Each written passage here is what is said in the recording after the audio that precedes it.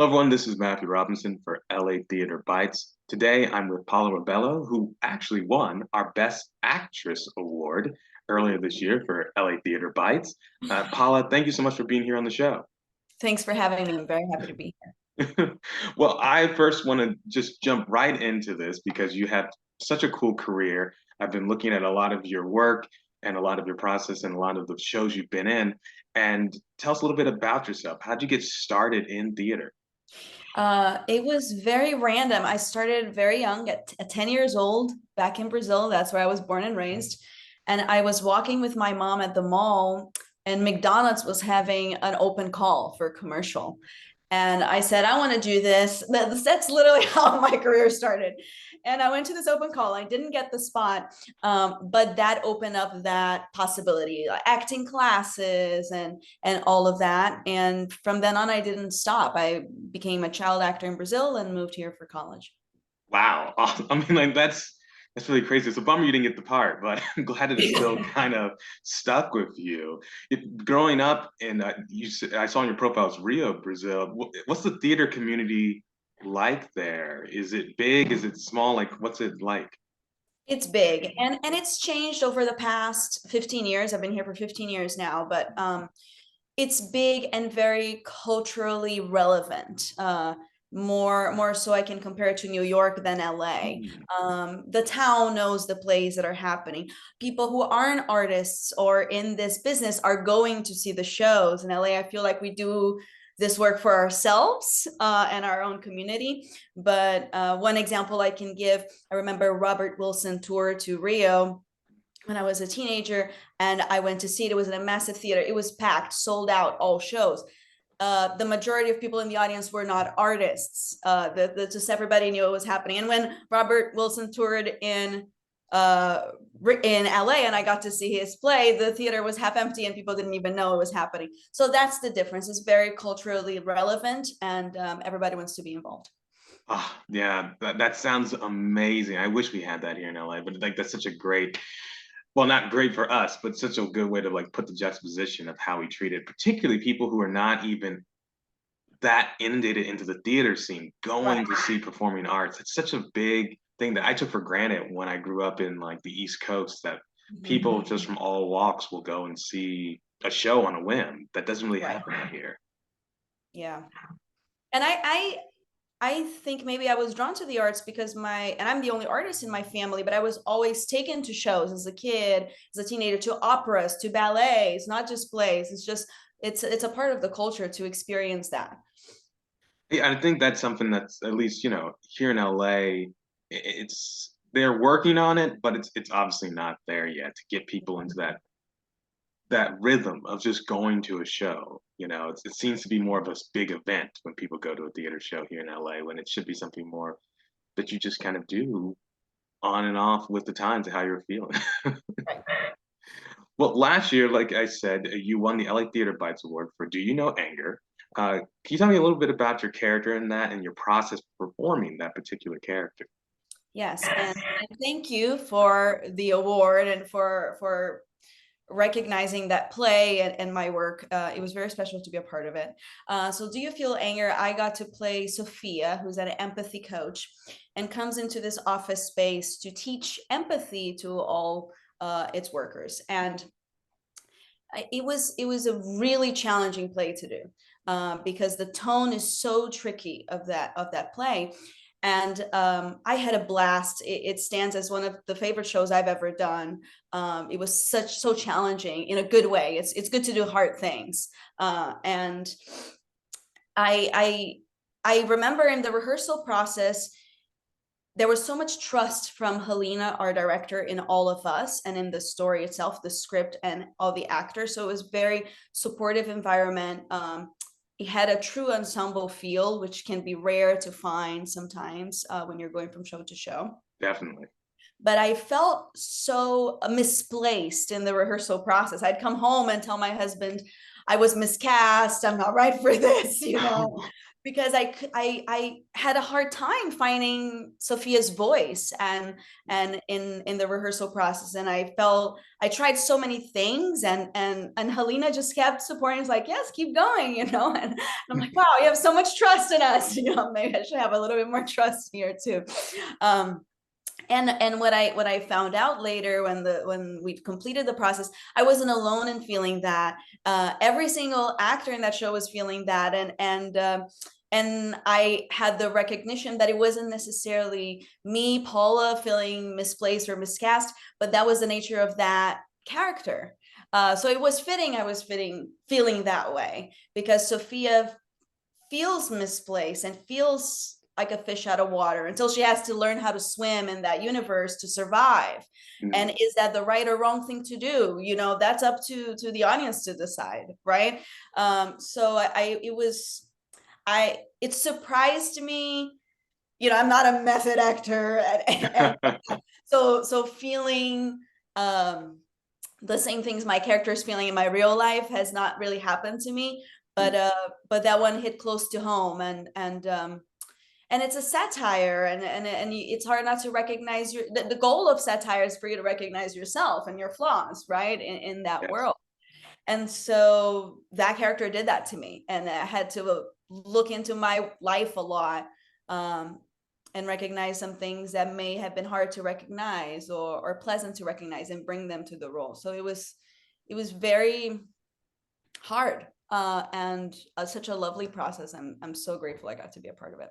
Oh, that sounds amazing. And it sounds like you had a director who really allowed for that exploration and experimentation. Was it the rehearsal? Was it like just how you had one-on-one conversations as an ensemble? How did you feel? What kind of helped you feel relaxed and then able to explore that within yourself? I trusted the cast and the creative team all the way. Mm. So when I came to rehearsal trying something and failed or didn't feel right, I'd look, at Tasha Ames, who was acting with me, and be so amazed by what she was doing that immediately dropped me in, or Casey, everybody, Rich, like Napoleon, the entire cast was just, it blew my mind. I admire them. It's so amazing to work with somebody who you admire, and um, that was that really helped me relax into it and feel confident to try and fail and succeed and discover together. And then we did just that. Oh, that's lovely. I mean, like that's what every casting director really wants to hear, and it showed. Obviously, it showed in your performance, and I think you really were able to tap into something really special with that. Um, are there any characters? You're speaking of challenges. Are there any characters in theater that you feel drawn to, or you would like to play that you haven't gotten a chance to yet? Yeah, I do a lot. It's funny because Do You Feel Anger was stylized and a satire, but to me, it's one of the straightest plays I've done. I do a lot of stylized work, and physical theater work. So I I'm interested in doing more straight plays and explore that. It was nice to bring it so close to home with that one. And it feels cliche to say, but I love the powerful women, the Lady M's of the theater. I love it. Give it to me, baby. I'd love the opportunity to play those big archetypes, of the female experience in the theater. So yeah. That makes perfect sense. I mean, I'm a little biased because the Scottish play is, if it's not my favorite Shakespeare play, it's like number two. But I think that was seeing that play for the first time as Hmm. someone who didn't know even at the time that they were going to be a writer or do work in theater. It's just something stuck with me about Lady M and those types of characters, and I totally get like that's just the kind of part I don't act, but if I was acting, those are the kind of parts I would want to. There's just Yeah. something very complex and powerful about them. And I remember, speaking of theater in Rio, I remember seeing a Brazilian production of the Scottish play when I was a teenager with my mom.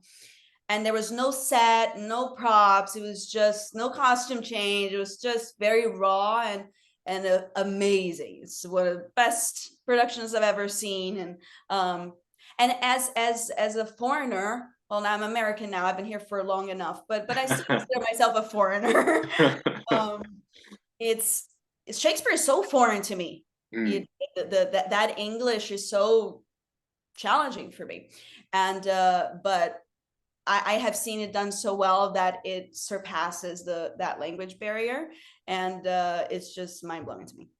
Oh wow, I didn't even think about that. That's such a like that's such an experience that I wish people would have more. I've seen Romeo and Juliet performed in Spanish, Mm, and I don't speak Spanish. And so obviously there was a little bit of a language barrier, but just because of the great performances and knowing the story and being able to read the tone, you still felt the gravitas right. of that, of those sequences, of the performances that were coming out. I think that's something this is not something I thought of until just now, but man, that would be something really cool for people in the theater community to do, to challenge themselves, to see something that maybe isn't in their first language in that language performed and see how that affects their experience, how they tap into it in a different way.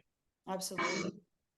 Well, you have a very active social media presence, and a topic that's come up many times with LA Performing Arts is how much social media marketing has to be done for kind of on our own or as one person. Do you feel like that's true? Do you feel like in order for a show to be successful, in order for you to be seen as a performer here in LA, that you have to have some sort of social media presence? And if so, is it something that you enjoy, or do you feel like it's more of a chore, a task you have to It's so interesting that you begin by saying I'm present on social media, because I don't feel that way. So it's like, oh, okay, then maybe I am putting myself out there and my work out there. Um, I I've had this conversation with actors so many times. I'm resistant to it. I don't want to spend a lot of time to it on it, but I think it doesn't serve me to be I'm better than this and I'm not going to have social media, because we that is how we share things in this day and age. The year is 2024. I get to know about a lot of plays that are happening through social media as well. So I like to put my work out there. Do I think you need to have it? No. A lot of people are going to disagree with me. I know people say actors have to have a very strong presence on social media. I disagree. I see actors who are very successful and don't. At the end of the day, you have to do what works for you, and as long as it's honest. If you're trying so hard to perform on social media, then that's something I am against. But if you're just sharing your work and inviting your community, I think that can be very, very beneficial for the arts and people knowing what's happening and joining in that conversation. Oh, wow. Yeah, well said. I love how you put that. So you have a new production. It's called Tiny Little Town. It's playing at the Broadwater in Hollywood. Can you tell us a little bit about that? Yes, it opens Thursday. So today's my day off, and then we have dress tomorrow. Um, so this production is with a theater company that's very near and dear to my heart, called Theater Movement Bazaar. This is my fourth production with them. Um, Tiny Little Town is an adaptation of Gogol's The Government Inspector, who that was written in the 1800s, taking place in Russia. It's also a satire on our greed as human beings, on our on corruption, on our egos. And Gogol, I'm not sure if I'm quoting him or somebody who has spoken of his work, um, has talked about how there are uh, no good players in this play, nobody you can have empathy towards. Um, Everybody's very flawed in the beginning, and they end very flawed. Hmm. So it's not about seeing the hero's journey of these characters, but seeing the human ugliness that we get to confront on our day to day. Hmm. And this is a physical theater company. It's a musical, so their first musical. Well, that's cool. um, so it's just, when I was speaking of the stylized plays that I've done, that I do, this is definitely one of them. It's very stylized, where our physicality is speaking just as much as our words. So that's the play. It's choreographed and directed by Tina Cronis and written by Richard Alger, who are the Theater Movement Bazaar duo. Oh, wow. That sounds like an awesome, awesome experience. A blast, and scary. Oh, it's like, yeah, I mean, I know it seems like you are really drawn right now to satire. Do you think that's just how things came together or something deeper? The world that we are living in. It's so absurd and so heightened. That how do you get to talk about it um, in another way? I guess it's just a coincidence, but it's also the world that we live in feels a little Mm, bit absurd, quite honestly, and commenting on itself. And we're talking about social media and all of that. Um, and this play was written in the 1800s in Russia, but the adaptation for Tiny Little Town, it was adapted for America in the 70s, mm, which I think is very relevant. You know, when we're talking about this country, not only then but now, mm, individualism, selfishness, ego, putting somebody who's in a higher status than you up in a pedestal. Um, the American dream. I'm gonna make it. What's mine? I'm gonna earn. I'm gonna get it. I'm gonna get ahead of people. Those are themes of the play, and I think are themes of this country. And mm. so it's doesn't matter. It was written so long ago. Sadly, it's just as relevant. Yeah, that's the great thing about all these plays, both good and bad. It's like, oh wow, we're still dealing with these problems. Yeah, yeah, yeah. But there's also something comforting about, at least for me. I find it comforting when that happens to a certain degree because it's like, oh, people are like we're dealing with stuff like we're not so advanced, and the people back then also had the same issues. I think sometimes we like to think that people in the time before us had more concrete issues like food and water and like on sanitation, but they also had the more abstract and maybe esoteric issues of their time that bled into very tangible problems. Right. So this, I mean, that sounds super, super exciting. I love a good adaptation. I'm a sucker for one. And, a musical on top of all that is Yeah.